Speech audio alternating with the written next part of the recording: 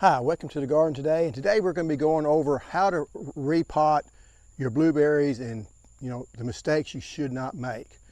Now, we all make mistakes. This isn't trying to condemn anybody, but some mistakes I'm making today. The first thing, if you're going to repot your blueberries, you need to do it before they get too big. If you see this one here, that pot is not nearly big enough for that blueberry, so it's suffering. And if you see my other video the other day, some of these leaves curled over, some of them died. They're just not getting enough water because I don't water often enough. And for one this size, you have to water almost every day. And I'm just not going to do that. I don't have time. So, rule number one, don't wait too long to up pot them. I've actually put one in a 4-inch pot, put them the size of this pot here, and it did just fine. So don't necessarily worry about, a lot of times I say put them in a small pot and slowly build up. For blueberries, that's not really true. Some things are, because what happens is the outside stays too wet and the inside's too dry, and the plants don't have any roots outside it, but blueberries will put roots on pretty quick. Number two, don't do it in the middle of summer. Now today's July 17th. Okay, but if you're going to do that, you're going to take it, we're going to repot this thing, we're leaving it right here. Got an oak tree behind me. It's not going to get any sunlight for about the first week. Other than, it's going to get, it's going to get shade, okay? I'm going to say no sunlight because it's outside. It's not in the dark, but it's not going to get no direct sunlight. I'll get the right word here in a minute. It's not getting direct sunlight for about a week. That way it gives these roots enough time to adapt, to start growing, because we're going to stress this plant a little bit no matter what we do. So just, the other thing you want to make sure you don't do is you don't starve the plant. I use, for starting out, if you can see up here, I spread out some Osmocote in the bottom of this and just sprinkle some around. That way I know it's got some on it. And now Osmocote doesn't help as far as pH. The number one problem with blueberries, and people having a problem with blueberries, is they cannot maintain that low pH. Your city water or well water is going to have a pH of 7.5 or something like that. The reason for that is if it ever gets acidic, that acidity will leach lead out of the pipes, and you got Flint, Michigan all over again. That's what happened there from what I heard. It was just they let the pH drop too low and it started poisoning the people. So you're going to have to contend with that. Now how I handle it, what's worked for me, is I will fertilize with, and it's ammonium sulfate. That's not really gonna help you much, but anyway, and it's not aluminum. Aluminum has aluminum in it. Aluminum sulfate you don't want to use because aluminum can hurt the roots over time, but this is what it looks like. And sprinkle a lot of that on there. That'll help lower the pH on it. Other thing to help lower the pH is using peat moss. Peat moss is about 4.5 to 5 pH range. So I know that's upside down, but that's how I opened it up. This costs about $15, $20 for 2.2 compressed bale. So it costs a whole lot. I put about I use a 5-1-1 mix, 5 parts pine bark mulch, 1 part peat moss, and 1 part perlite, which I don't have out here. Or you can also use, if you can find it, if you're in Texas and got HEB, they do sell what they call expanded shell, and it works really well. It does 2 things. It helps with making sure that the soil is not too water retentive. It aerates the soil. And it also adds a little bit of weight so they don't blow over as easy. So that's why I like it over peat moss, over perlite. But either one of them will do that. You do want to put something in there, or else your stuff's going to get too waterlogged. One mistake I see some people making is I'll go to Tractor Supply and buy pine shavings. Now pine shavings is mostly sapwood that deteriorates really quickly or breaks down really quickly. It can cause some nutrient problem because it's breaking down really quick. The other thing that it will do is it will make it to where it will collapse faster. Because what's going to happen is all these plants over time, it may take 3, 4, 5 years, they're going to collapse and they're going to become a mucky muck. I mean, and really that's when you have to go back and repot and stuff. And I've not had much success repotting blueberries. They just don't like the roots messed with. So I tried it a couple of times. One time they survived, but never had done really well. The other time the plant went ahead and died. I think twice I tried to repot. Now the difference in repotting and uppotting, you take from one size and going to a bigger one. Repotting is you're taking a lot of that roots and trimming off the roots and putting it down. That happens a lot with figs, because figs get so big so quick, you have to cut the roots off or they get really root bound. And you also have to take some of the top off too. You have to balance those two out, because you don't want too much. If you have too much limbs and not enough roots, it's going to suck all the the leaves are going to suck all the moisture out of the plant, and it's going to die from drying out. Oh, gracious dog out. So the other thing that people that do wrong, well, let's go ahead and look at the plant. Now, you do want to make sure that you get 2 different varieties. This is a premier, and I know it's a rabbit eye variety or type. I guess you want the same type. And if we look at that, I don't see any roots, okay? So don't do like some people do. They'll take one like this and they'll take it and they'll mash it all up. You don't really want to do that unless you see encircling roots. I don't see that. I'm not going to mess with it, because that's going to hurt the overall root profile of the overall plant. So I'm going to take this and we're just going to add some soil around it. Real gentle like. But again, you don't want to stress the plant. This plant right now, it doesn't like all this hot weather.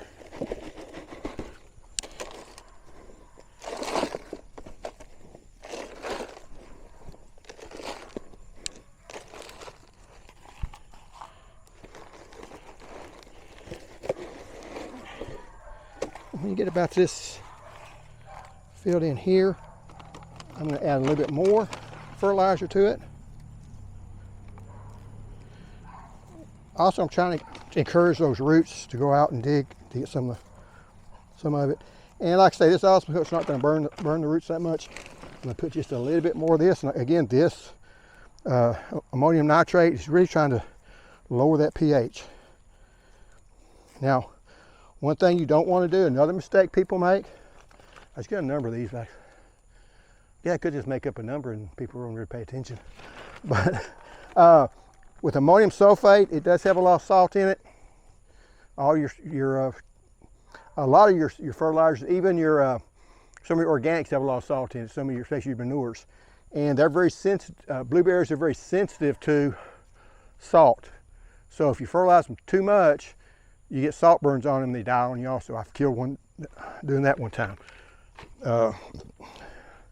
So you don't want to add too much fertilizer at one time. And I've added a pretty good amount of fertilizer, but don't have any in it right now for this stuff in here. So we're going to water this in. I know I haven't added all the stuff yet, but this way I know I'm getting some water around the plant. I know I'm getting water. Now this is fairly wet, so I'm not that concerned. But a lot of times when people are doing these,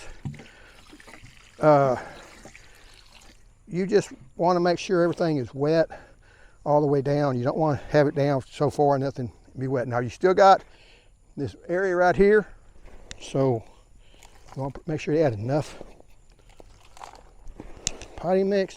Another mistake sometimes people make is I put these things in here and I have 3 or 4 inches on the top of the plant, at the top of the soil line, and the top of the pot. These things are going to shrink over time, probably an inch or 2, at least an inch, every year. So you start out with one, and this is pretty full.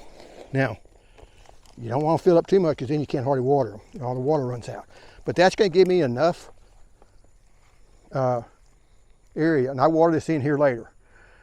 That's going to give me enough area that I can still water it and get plenty of water in it, so that's not going to be a problem. Another thing that people will make a problem with, they'll take this and start pushing down on it. We want to pack that in, right? No. You want to keep this stuff as loose as you can without having air holes in it. So just there, and then I'll get another bucket. And I found that 2 of these buckets on one of these, this size pot, does about, that will usually put enough water in it that it soaks everything down. One other mistake people will make a lot of times on their plants is they'll take a hose, they'll turn it up full, they'll water it for 4 or 5 seconds, get a little bit of water, about that much, and walk away. The problem there happens is this here doesn't get wet in the middle. So you want to go, you know, slow as you can. Blueberries do not have strong root systems. They only go down about 10 inches starting out. The other thing that I've done with this one, I guess I didn't have another one, is I have made some holes in it, but know where the holes are at. They're up high. That gives me a little bit of a reservoir down here. So whenever I water it, it'll go down and it'll put some water in the bottom of this bucket. So if it's not wet in the middle, that will give it a chance to wick some water up. I like them on the sides, because that way when I'm watering, I can see, did I have any water run out? If I didn't have any water run out, I may want to add some more water. It may be drier than I thought it was. If you have them on the bottom, you don't know. And if you get in a hurry and water with a hose, you don't really know how much water you're putting in that thing. And that can be a real problem also. Now, I've said all that for this long before I said, I've been growing blueberries in containers for a long time, about 15, 16 years. So let's go look over at the ones that are about 15 years old, because sometimes people will make a video of the blueberries and they'll say, hey, yeah, here's how you do it, blah, blah, blah. And they've been growing for 2 or 3 years. So, you know, if you got questions, I can answer them. I don't know much about the diseases, because if they get diseased up, not usually a whole lot you can do with them, so they end up dying anyway. So, but let's go look at the older blueberries. Now these blueberries have been through a lot. First off, me learning how to do it, but second off, we had Harvey, in which my house got 8.5 foot of water in them, and the water stayed standing for about 8 days. These pots are outside. There's probably a foot difference, so they're actually probably got 9.5 to 10 foot tall of water on top of them that stood there for at least at that height for 2 or 3 days. And what that did was 2 things. Number one, they were totally soaked in water. And number 2, our pots got pushed down with the weight of the water, because water's heavy. So it kind of made these pots, you know, compress a lot more. The potting mix compress a lot more. So that's nothing you can do about that. Like I say, main thing is you want to keep your pH high. This one here is a sweet crisp. The other mistake some people will make is they'll say, hey, I'm just going to, you know, I like this variety, let me get 2 or 3 of the same variety. Try to get different varieties. You need the same type. The 2 types that grow in the South is rabbit eye blueberries and southern high bush. Southern high bush is a little more finicky, but they usually tend to be a little more flavorful, but they bloom early and they give you earlier berries. Your rabbit eye, less finicky about the pH, still need a low pH, but less finicky about it. They tend to grow a little bit better. They're a little more hardy, but they bloom later. So if you buy high bush and a rabbit eye, they bloom at different times, so they don't give you cross pollination.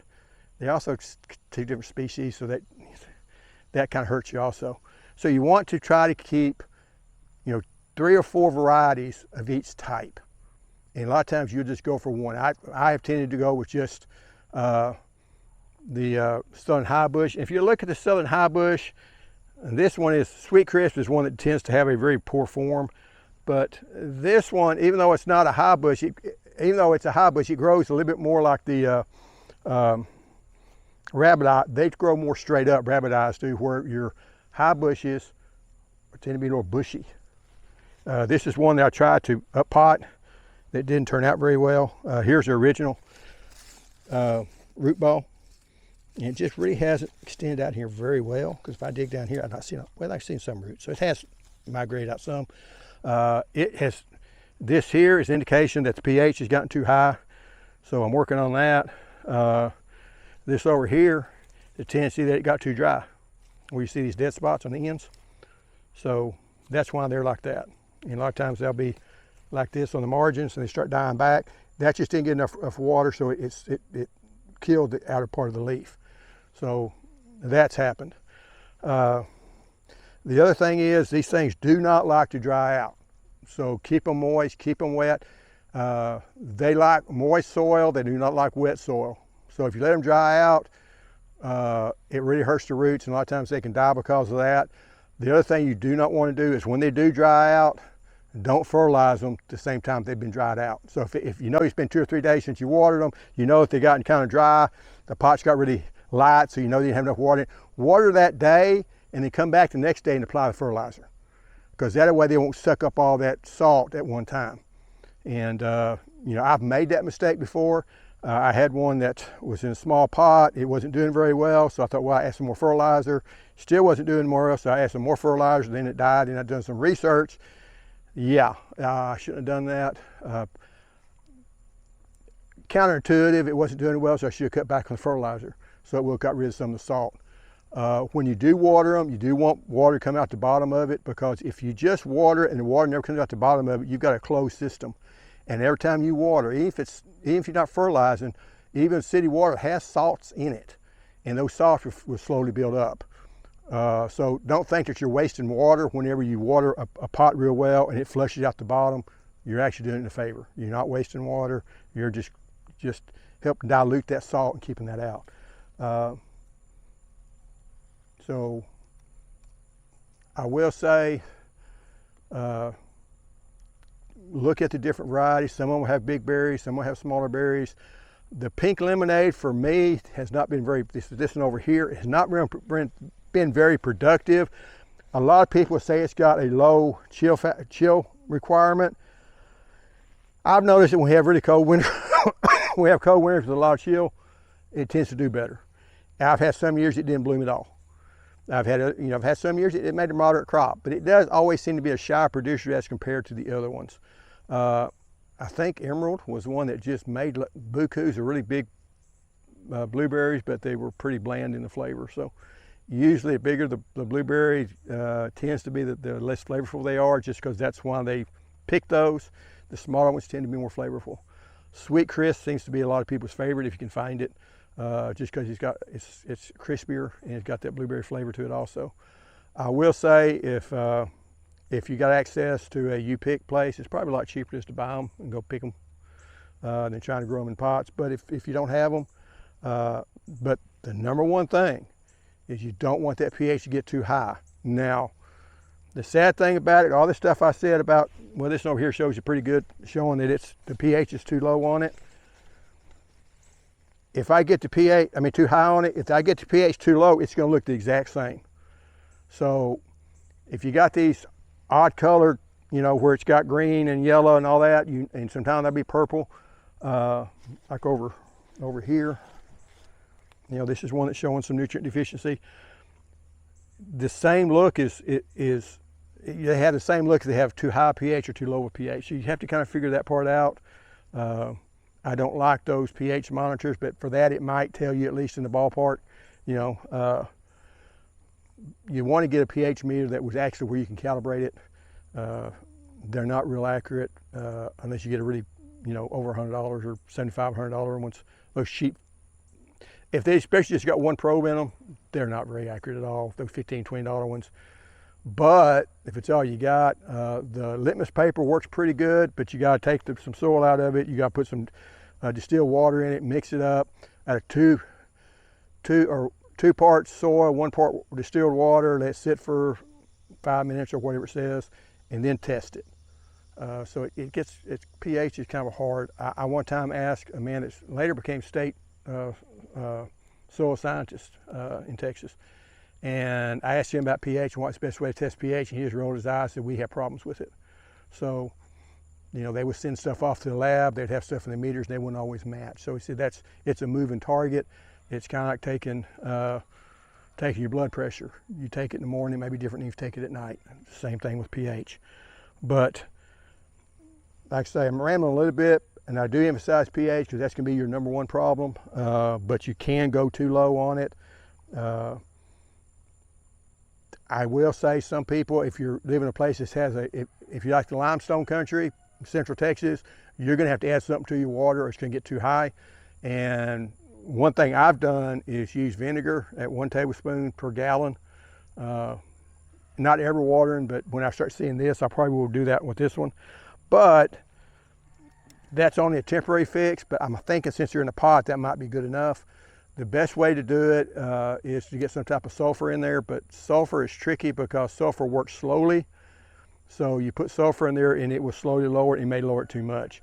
Some people will use battery acid that's got sulfuric acid, not hydrochloric acid like I said in my first video.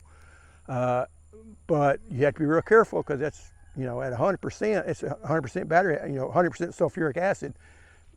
You know, it's some pretty volatile stuff. Just remember, you're going to add it to the water. You don't add water to the sulfuric acid. So fill up your water, take your eyedropper, put on your eye protection, and it only takes 2 or 3 drops, I think. And use some litmus paper to tell if you get it down to around 5 to 5.5, and that's where you want it. Just water with that, you'll be okay. Rainwater works well because rainwater doesn't have a lot of, your tap water has a lot of what they call buffering agents, and they resist changing pH to lower it. So the more buffering agents it has in it, even though we may both be 7.5, but if they have more buffering agent, that 7.5 is going to be more stable, and it's not going to want you to lower it. That's whenever you put it in the ground. If you got like 7.5, you try to lower your pH in the ground, it's almost impossible because you have to have so much sulfur, because the first thing you have to do is burn off all those buffering agents, and then you can start lowering the pH. Otherwise, when you put your acid in there, it'll dip for a day or two and go right back up. You know, dip for, you know, put more on, dip for a day or two, pull back up. It does take, if you're adding elemental sulfur, it takes 6 months for that stuff to completely break down. So it's going to continue to lower it for 6 months. But anyway, I was talking about containers, so I'm not going to get off on that. One other I planted this year was sunshine. They say sunshine, I'm sure it's sunshine blue. It is a cross between the southern highbush and the rabbit eye, I think. It is a dwarf variety or semi-dwarf variety. You only get about this tall, and it's doing fine. Like I say, when I bought it, it was about this big, and it's doing fine. And I do like this variety. I haven't really done anything special to it that I haven't done to the other ones. So anyway, thanks for watching. Before I talk this way too long, and I'll see you next time. Bye.